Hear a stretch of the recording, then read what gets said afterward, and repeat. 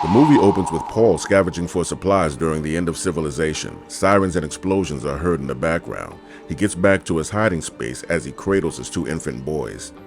We then fast forward to a post-apocalyptic world 15 years later where Paul is living with his teenage sons, Joseph and Thomas. Paul is worried because it's getting dark and Thomas isn't back yet. Finally, he sees Thomas and screams, "You're late," as they hurry inside before it gets dark. They quickly lock all the doors and windows and go downstairs to eat. Thomas always visits the Rose family at their farm, and Paul tells him if you're late again, you won't be able to go back. The boys begin to argue and fight, but Paul tells them to act like men. While playing chess after dinner, the dog furiously starts scratching at the floor. They immediately go downstairs to check the doors. Something is trying to get in.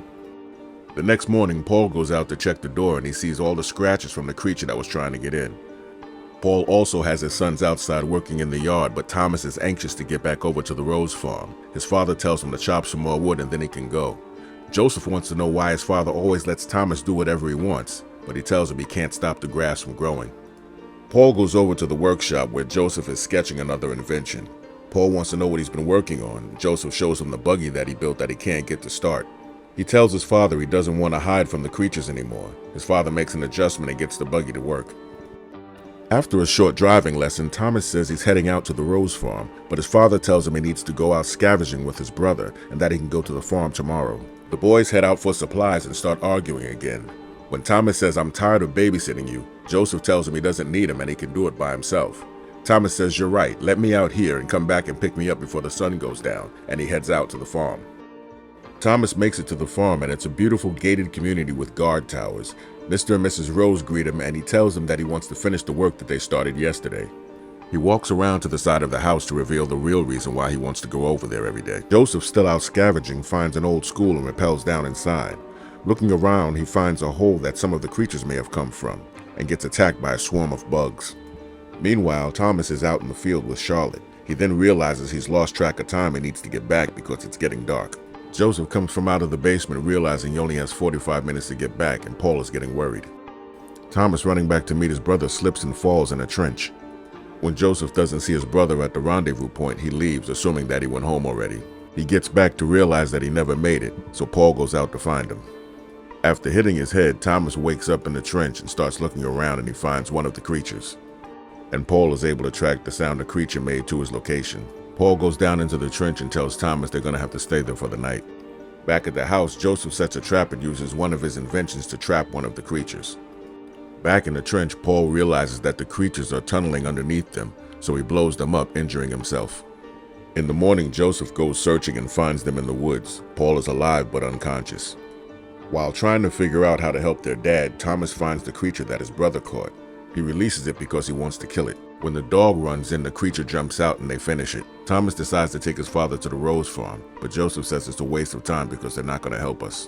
They put Paul in the buggy and make their way over to the farm, but the Roses tell them no when they ask for help, but they'll allow only Thomas to stay. Thomas stays at the farm and Joseph takes his father back home. When they go up to the room and get a little closer, they get caught by Mr. Rose. When Joseph gets back, he realizes that the creatures were there while he was gone. Back at the farm, Thomas gets caught by Charlotte searching for medicine. He tells her he can't stay. Worried that his father will die, she gives him some medicine to take with him. While trying to leave the farm, he gets caught. They take him to a barn to punish him by shooting him in the leg. Right before he does, the creatures attack from under the barn. Mr. and Mrs. Rose awaken to the sound. As Mr. Rose decides to go and check it out, he gets attacked by the creature and he gets taken out. Mrs. Rose runs to find her daughter Charlotte, but she doesn't survive either. Thomas is about to be attacked in the barn and he's saved by Charlotte with a shotgun. In the chaos, they realize everything is gone and a house goes up in flames. Charlotte and Thomas arrive at the house while Joseph is plugging up the holes that the creatures dug. He gives him the medicine for his father and suddenly Paul regains consciousness. Thomas tells him that the creatures have dug under the house and they're going to come up through the floors. What should they do?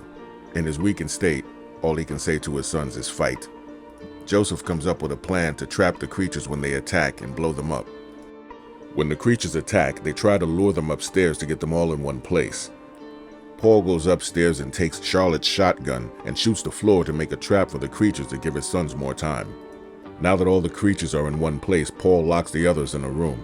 They get into a metal chest for safety, and Paul sacrifices himself as the creatures explode.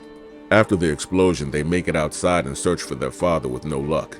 The house is burning down and they realize that some of the creatures are still alive, so they try to make it to the truck. The creatures that are still alive are chasing them in a ball of fire. They use the shotgun until they're almost out of ammo and they're able to destroy them with the last shot. In the morning, Thomas tells Joseph he wants to rebuild the house, but Joseph says no, we can make something new. They drive back to the farm and have a small funeral for their parents. After they say their goodbyes, they drive off to find a better place.